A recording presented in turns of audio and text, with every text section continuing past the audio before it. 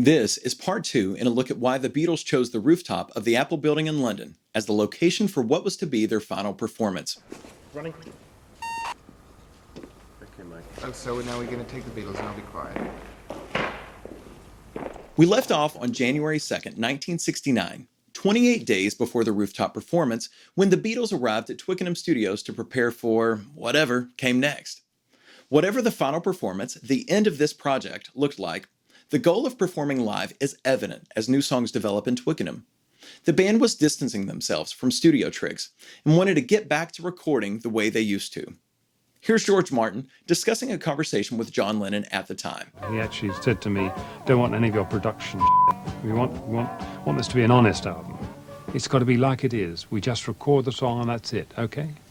From the get-go, director Michael Lindsay-Hogg knew he needed a good ending for this project, whatever it would end up being. There was no story in the rehearsal footage alone. The Beatles had to be rehearsing for something. On January 8th, Lindsay-Hogg responded to a suggestion by Mal Evans, making the case for something bigger than a standard theater show. He was aware even at this point that the band may never take the stage again. Performance ideas were a dime a dozen in these early stages. Sometimes they were serious, sometimes not so much. Sometimes they were shot down immediately. Sometimes they just fizzled out. Here are a few that were discussed early on. Performing 2 live shows, not just one. Performing in a venue without an audience. Or performing in an art museum with dogs as the audience. Paul brought up the idea of a show just for members of the fan club. At one point, George Harrison suggested the Cavern Club. Ken Mansfield and Tony Bramall have both written that a German club was considered, with plans to book the band under the fake name Ricky and the Red Streaks. And there was another idea that is often discussed by fans and analysts, the boat in the amphitheatre. Sometimes the band discussed it as one event, sometimes as separate happenings. The general concept was that the band could continue rehearsals on an ocean liner, perhaps with fans on board, en route to an ancient Roman amphitheatre where they would have played a show.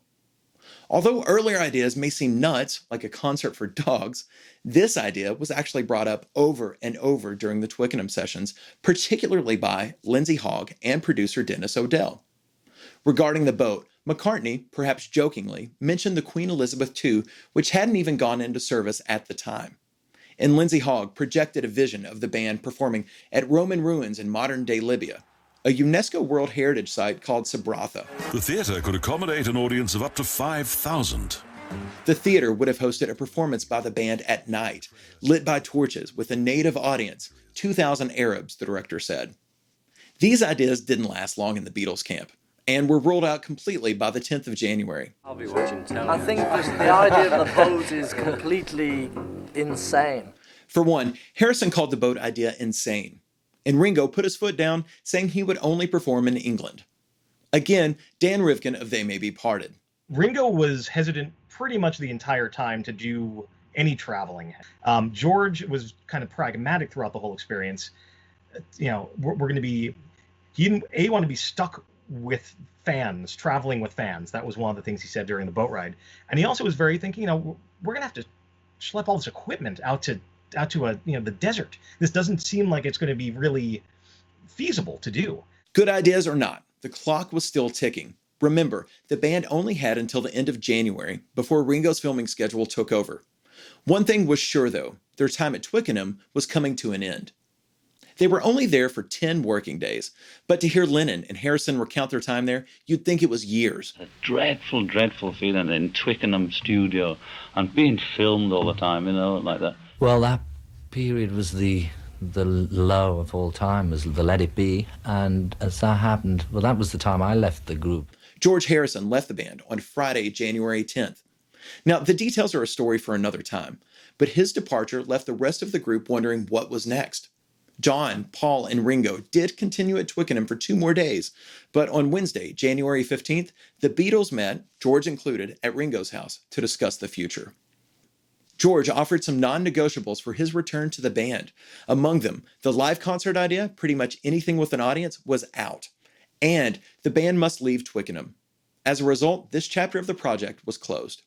Mark Lewison notes that it was at this point, and this point only, that the footage shot at Twickenham for a Beatles at Work TV production turned instead to the start of a feature film idea.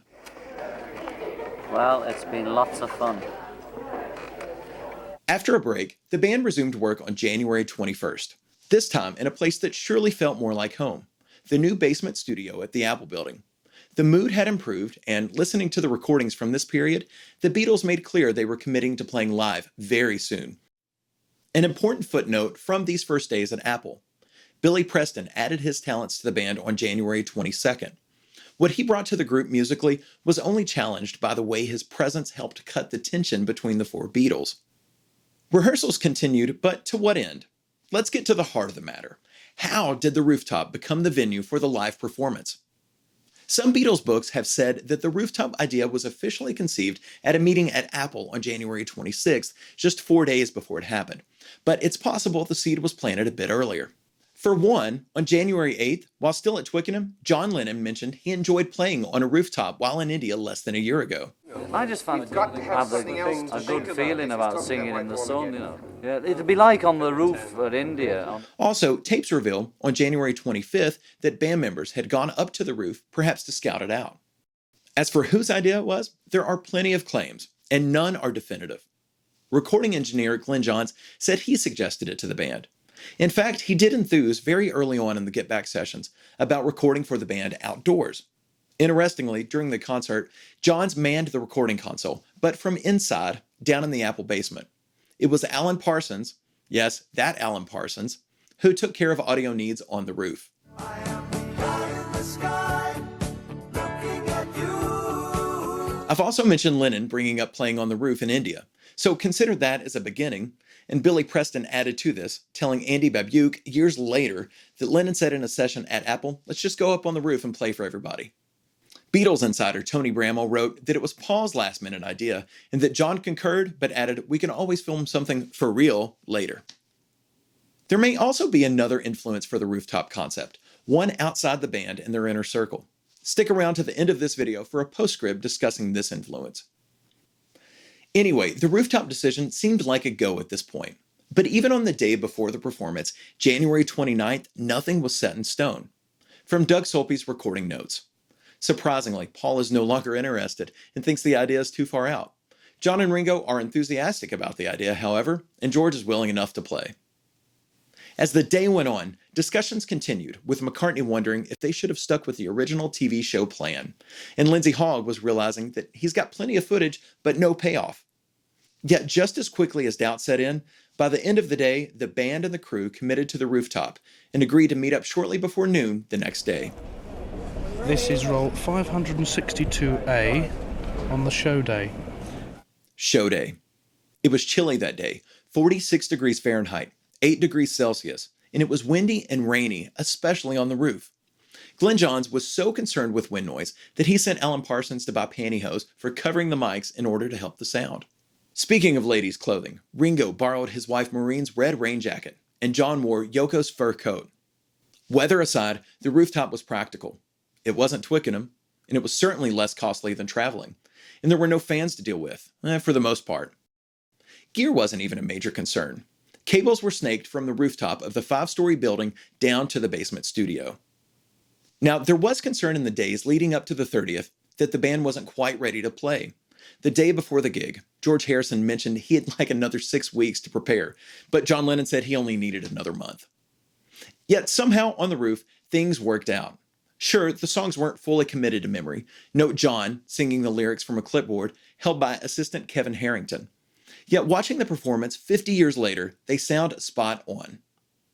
The Rooftop wasn't some grand epic venue. It wasn't a torchlit amphitheatre in the desert. It wasn't a concert hall packed with rabid fans. But it worked. Again, here's Dan Rivkin discussing how the band simultaneously performed for everyone and no one. Instead of having people wandering through the desert and discovering them like the Michael and Lindsay-Hogg wanted to, you watch Let It Be, and they're on the roof, and people are wandering out of their office buildings looking up. People are looking through their office windows at the roof, and they sort of got the same effect in a very, I'm not going to say a lazy way, but they didn't even have to take a car to get to their show. They just walked up steps, and it goes down to one of those. It was certainly the simplest thing they could do turned out to be, we can't argue that going on the roof was the wrong answer. It was the right answer because 50 years later, we're talking about this. The Rooftop performance famously lives on in the Let It Be movie. Michael Lindsay-Hogg got the big ending he was looking for. The film was released the month after the band's public breakup, and fitting for the time, none of the Beatles attended its premiere. But time can change the way we see things. On the day of the 50th anniversary of the Rooftop performance, the Beatles again got people talking, this time with new news that legendary director Peter Jackson would be at the helm of a brand new documentary focused on this era of the band. After reviewing all the footage and audio that Michael Lindsay-Hogg shot 18 months before they broke up, it's simply an amazing historical treasure trove. I'm thrilled and honored to have been entrusted with this remarkable footage. Making the movie will be a sheer joy. A restored version of the original Let It Be movie, officially unavailable since the days of Laserdisc, will also be released. Beatles authority Mark Lewison also gave fans something to look forward to, tweeting this on January 31st, 2019. Finally, I know how it was and how I've been wrong in all my past writings. We've all had it wrong. Roll on Peter Jackson's film and my Volume 3. We've all had it wrong. I cannot wait to find out what that means. All right, I mentioned a postscript. Before I get to it, please give this video a thumbs up if you enjoyed it, and if you want to see new videos as they're released, subscribe to this channel if you haven't already. So if there was one comment that part 1 of this Rooftop series received over and over again, it was this. On November 19th, 1968, Jefferson Airplane performed a Rooftop concert in New York City. It was filmed by famed French director Jean-Luc Godard, assisted by rock doc filmmaker D.A. Pennebaker. The band played very briefly before getting shut down by police. Sound familiar? This went down more than 2 months before the Beatles' Rooftop gig. Jefferson Airplane was certainly a major band of the 1960s, so did this performance inspire the Beatles? Maybe. Paul McCartney was friendly with members of the group, and he jammed with them in April of 1967 while in San Francisco. But in the wide world of Beatles books and interviews, I could find nothing that directly and conclusively links Jefferson Airplane's gig to the Beatles. And as discussed, many ideas were considered before they chose the roof. But if you can source something, comment below and I'll add it to the description. Speaking of commenting, I would love to hear your thoughts on this Rooftop series. As long-winded as I am, there are some topics that didn't make the edit. What is your favorite part of this story that I didn't tell? Let me know. Lastly, another thanks to Dan Rivkin of the blog They May Be Parted for speaking with me. Check out his work at theymaybeparted.com. My next video is on something most of us have been getting wrong about Beatles manager Brian Epstein. Hang on, that didn't sound right.